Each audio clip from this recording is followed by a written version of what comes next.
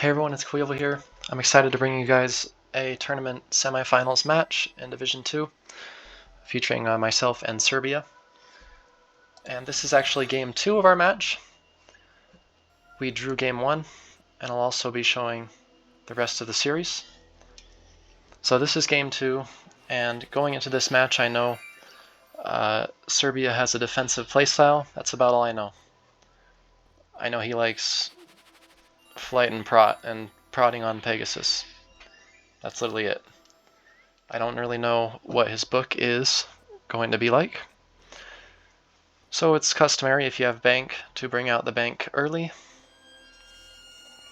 And then he decides to teleport turn 1, which normally is like, it's okay. I think it might work for his book. But typically, I like to stay up top for a couple turns.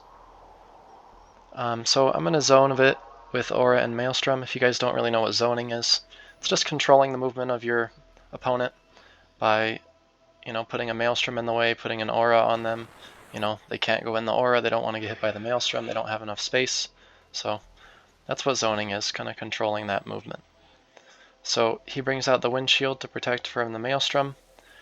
The goal in these 10 alien matches is going to be to kill the Blood Bank. That's the primary goal. And so I get the Blood Bank down and I say, okay, with the Blood Bank down, I can afford to do a couple of aggressive moves with the Water Ball. But of course, once he traps me with the snare, an easy way to deal with that is just to teleport away. Because you don't want to be in a snare that's your opponent's snare for any longer than like a turn. Most of the time you just want to teleport immediately away. So he's going to bring his bank out and runs out of time a little bit here. He wanted to get over to the left, and as a result I can hit both him and the bank. Just some small micro things as he sinks his bank there.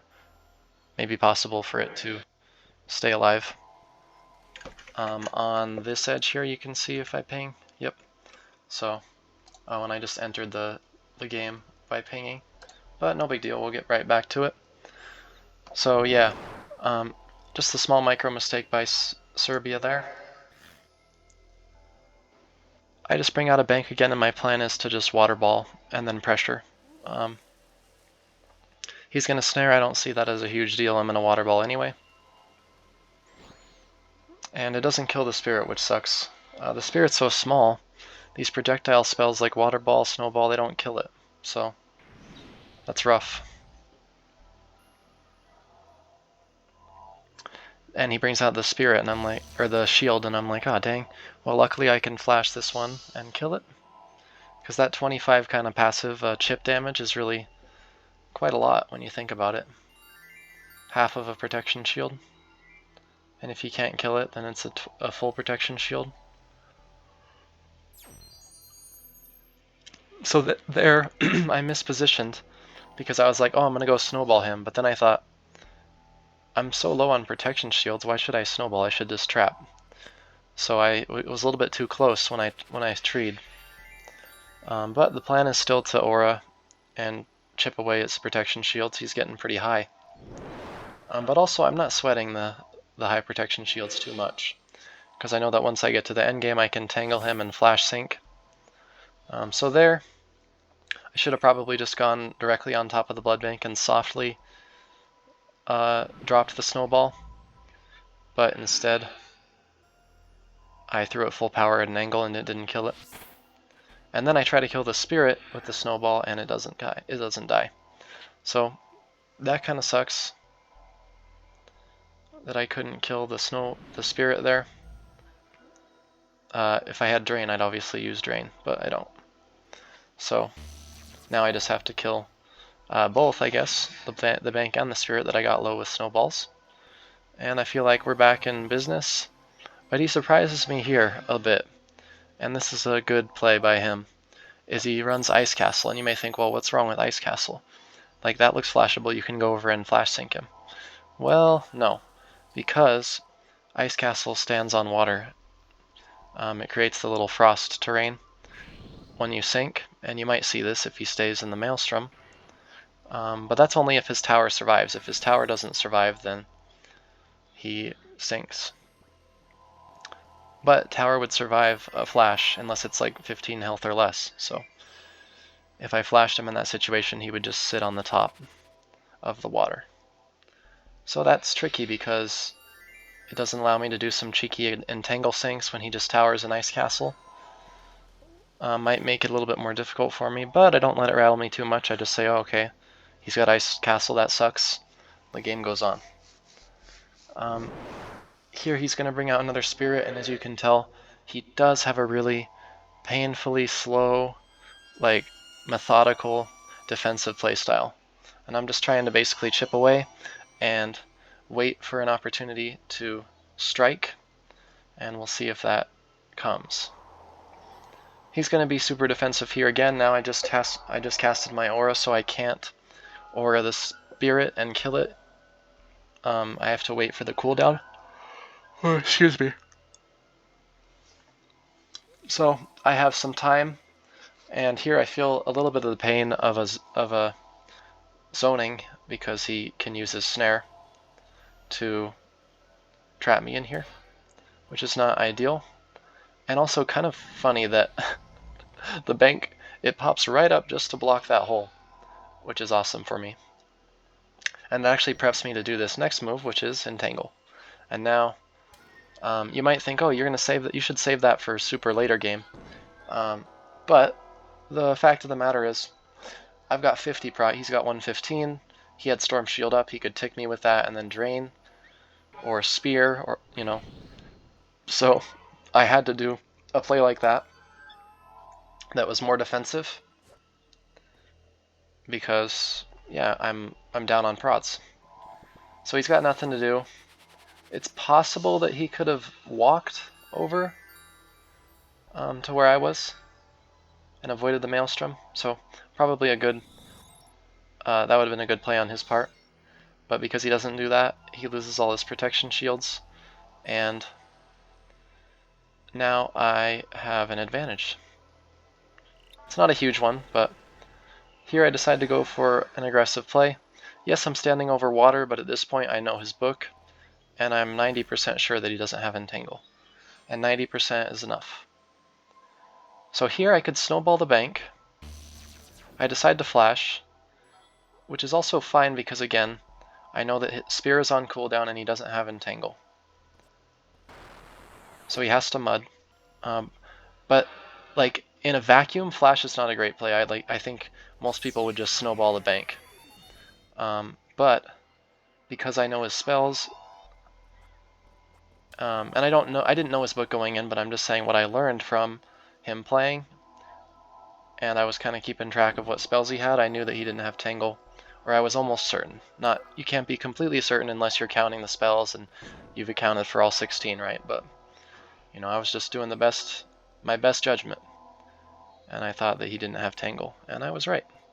So I was able to make those not risky plays, but I was able to make those different types of plays because I know his spells.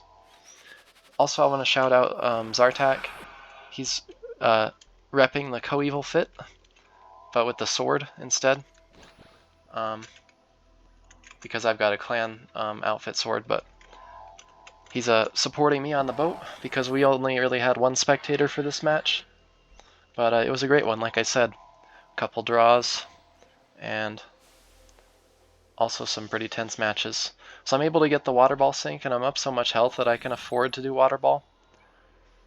And he doesn't have a lot of terrain below him, so he would have to run if it didn't sink. Like even if it sinks, even if it doesn't sink, he's still in a tough spot, right? The Arma is going to be beaten down on him here. 6 health. 6 health reminds me of the insane comeback that I had versus Slim Bill. If you guys haven't seen that, I'll put a card up in the top right corner. Hopefully at the time that I'm saying this. If not, it'll come a little bit later, a little bit before, but check out that game, Insane Comeback versus Slim Bill. Also, if you've made it to this point in the video, please drop a like, subscribe, and yeah, comment if you're enjoying this gameplay, and comment your support for Coeval. How far do you think I can make it into the tournament? If I do beat Serbia here, I've got Slim Bill up next, and then if I beat Slim Bill, I face the winner of the losers finals for the championship. So let me know how far you think I can make it, and just what you guys think of these games in the commentary. I really appreciate all the support on the road to 200 subscribers. So he's using that Maelstrom, the windshield, to deflect the Maelstrom, which is a smart idea. But he's just running out of terrain, right? And I'm in a much more commanding position on the board. And of course, maybe I get lucky there that I don't get a sink, or that the star doesn't whittle me down to below 50. Because I'm in a little bit of a dicey spot. Maybe going there is kind of risky. Like a stray water ball would probably sink me. But I know he doesn't have water ball, or I'm 99% sure that he doesn't have water ball. But he does that, and I'm like, ooh, okay. I gotta be a little careful. Mainly because I can't just kill this. But I guess I can. It's at 10 health, so it wasn't at 25. I realized that at the last minute. And I actually sink myself, but I have gate. So a little dicey here at the end. It's becoming a game. I'm a little stressed at this point. I was up like 200 or 180 to 40, and now all of a sudden, oh, there's the ice castle, catching itself on the water that I was talking about before. So here he's got to run. He's got to run. He's got to run. He's got to run. He's got no defensive spells, or no offensive spells, so he couldn't like run over there and mega boulder me. He's super defensive, banking on the fact that he doesn't get sunk first, and that he can control the terrain around himself to prevent his opponent from gaining on him, right? With the snare and the aura. Or no, he doesn't have aura, but with the snare. Which is another thing that I guess I'll talk a little bit more about when we get to the next game, is the fact that he doesn't have aura of decay. And I think it's pretty necessary on this map. Not to say his book is bad, but it's just pretty defensive. And basically this game comes down to who can keep their prots longer. And honestly, like, even if you're 250 and you've got 20 prot in the end game, if someone has 6 health with 100 something prot, kind of like what happened in my game against Slim Bill, they're going to be at the greater advantage. Even though you have more health technically, because you have more prots, you're not going to get sunk by the Arma, because there's no map left, right? So he's going to cast the windshield there, and I'm thinking maybe I can get a sink, but then I thought, shit, I gotta play it safe. I was worried about like, oh, an aura tick and then getting hit by the Arma and getting sunk and then losing the game, right? So I decide against it about halfway into my turn, and he goes in here, but his only move is really snare, maybe spear, but then I would kill him with the clock, so he Qs, and it's kind of a checkmating position. So not really a Q due to lack of speed or skill, but just he's got no moves. So I get the clock and I'm able to win game 2. So I've got 1 win and 1 draw so far. So I need 1 more win to emerge victorious in this best of 3 series. We're going to go to game 4 now. Just going to scroll down here and find Bija, game 4. Watch replay. Alrighty.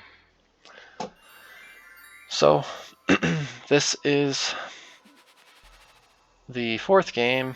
We've got game 1 is a draw, game 2 is a win that I just showed you, game 3 was a draw, and now this is for all the marbles. If I win the series. If I lose, then we go to a 3rd match. Technically a 5th match because of the draws, right? But yeah, you can kind of see how draws happen when you're facing his book, right? I mean, there's so many defensive tools that he has. So there, he goes for the bank, and I immediately prioritize it, which is the way to go. And you can see I brought Drain this time. I can't remember exactly what I changed in my book, but I decided to take Drain in this mix. So there he queued, and I wonder why. That's kind of interesting. But he really doesn't get punished for it. That's like less than 25 health on the Maelstrom. I think maybe he was trying to flash. He was saying at some points that his monitor quote-unquote froze. I don't know, people say it a lot, so whether it's true or not, I'm not sure. But, you know, connection can be a real issue, especially with, you know, him being in a different time zone. And he's not close to the servers, right? So that's totally possible. But he gets a Q there, but he's really stabilized fine. I've got 58, 75 prot, he's got 58, so 50, 56? Yeah, 56. So he's doing okay, just in spite of the Q. And their IQ too. I don't know what I was thinking. Maybe, okay, like, I didn't really want to flash. Maybe I could have just spirited there, or Pegasus. I think that's probably a fine play, right? But in the moment, like, I don't know, when your plan is kind of foiled in tens, it's hard to kind of think, oh, here are my other options, and I'm going to make a different decision than I thought I was going to make. And you're processing that all in just 10 seconds. So I think it was just a matter of, oh shoot, I don't really feel comfortable waterballing him when he's right there and he can come back and, you know, do something in response. So I just queued. I just got a little bit thrown off. So that can happen. But I will say, this is some of my best gameplay. That's like my 1Q in all these games, including the draws that I am not showing because, you know, they're draws. But I've been playing with some pretty surgical precision in these games, and we'll see if I can continue that trend. The one thing though too that his defensive playstyle allows is that, like, I don't have to worry about, oh, he's gonna come over and tangle me, or he's gonna come over and clock me, or he's gonna come over and, you know, snowball me or whatever, because he doesn't have any of those spells. The only thing I have to worry about is, well, this move. And in this case, there's so much water around, and I have a lot of space to move. I can just move over, Maelstrom, and he's got to retreat. So it's not necessarily a bad thing that I don't have a threat of snowball, you know, tangle or other things. Like, it's good for me, but just the style of his book, it makes it a little bit easier to play against. You have a little more margin for error because you're not under so much damn pressure all the time from, you know, like blood bank snowball combos where your opponent can just gate to you freely and just spam snowball and win in 5 turns. So this allows me to be a bit more safe and passive and just stall till the end game and hope for another nice tangle play, and that's what I'm going to go for. Again, I know he doesn't have it, so I know I'm in an immediately commanding position due to the fact that I have Entangle. So here I see that the Spirit is there. I don't want to flash out, because if I flash out, he's going to go bring the Spirit over and Storm Shield me, and then I'm going to have to kill it, but I don't have... well, I do have a Drain actually, but I still would need to take a turn to kill it. So I just avoid that whole situation, that whole conundrum, and decide to gate out because I know that he's not going to be going offensive at all since he has a defensive book, right? That's the name of his game. That's his playstyle. He just likes to hop on Pegasus and Protection Shield and wait for the Arma. Which might have worked well in 2008, but buddy, it's 2024. So you're going to have to maybe come up with some different strategies. But again, it's just a game of whittling down with Aura, and we're waiting for the moment that he has some water over him where I can get a tangle off, or maybe like I'm just in range of him. Even a tangle that doesn't sink is good here, which I'm starting to think about doing. But in the meantime, I'm just advancing a little bit, and my plan is, okay, I'm gonna kind of not force him, but encourage him to flash out and then respond with a tangle. So he trees me in instead, and you may think, oh, these moves don't really do anything, but again, it's a matter of his playstyle and me knowing his playstyle and responding with different moves that I may not do against certain people who are more aggressive. So there I was hoping that he would flash out and I would respond with a tangle. He doesn't. Again, he snares, I just move away. Snare is really powerful if let's say I have my gate off, because off CD, or I guess on CD, because I used it after a sync, then, you know, he could snare me in and I'm trapped. But if I can just walk away, it's fine. So here he brings out Paladin, and I'm like, oh, what the fuck is this? Paladin? But I'm still okay. Like, I'm thinking, okay, he's got to move the Paladin to him. I can block it with the Pegasus and just Maelstrom. So he could even come over here and sunder the Pegasus, which I think maybe he wanted to do, but he ran out of time or maybe panicked a little bit. But I know that I have Entangle, and watch this. Boom! WinCon destroyed, deleted, crushed. Anyway, so I had that planned out from the moment that he summoned Paladin. I was like, it's whatever. And also, this is a questionable Pegasus summon. He probably should have summoned it to the right. It's questionable whether he should have flashed out of this tree in the first place to begin with, but maybe it's worth gating here. Where, I'm not sure exactly, but he's losing a lot of his prots, and I'm at max, so I don't know. Maybe like in the low right area where the Arma doesn't get a lot of. He decides to go there instead, which is a okay spot, but the problem is he's in range of my Tangle. And so now it begins. How can I kind of maneuver this game to lead to a sync? I ultimately just decide to flash the land to threaten a flash sync next turn. So he goes for a Mud, which is a good move because he's preventing what I want to do, right? But now Maelstrom comes out and I get the sync. Let's go. Nice. So get a little lucky there with the sync, but even if I didn't get the sync, I would be feeling pretty good. He'd have to hop on his Pegasus, and I could just flash out the following turn. So now I can again aura him. He's not really looking to escape from that area because he's well protected from the Arma, even though he's getting ticked by the aura, right? So I decide to just flash out. And at this point, okay, he sees, okay, I've got to move my Pegasus because it's going to get undead soon. And I see potentially that this is syncable. So I move my Pegasus a little bit, and I go for the flash sync. And look, the blood bank is in the aura. Nice job. Good work, Coevil. What a play by Coeval. Look at Coeval, the Division 2 favorite. That's not true, by the way. But just, you know, doing a little impersonation of, I don't know, pretty much anyone who likes, who relishes in the Coeval meme. Hilarious Pros, DX, Spork maybe, a bit, I don't know.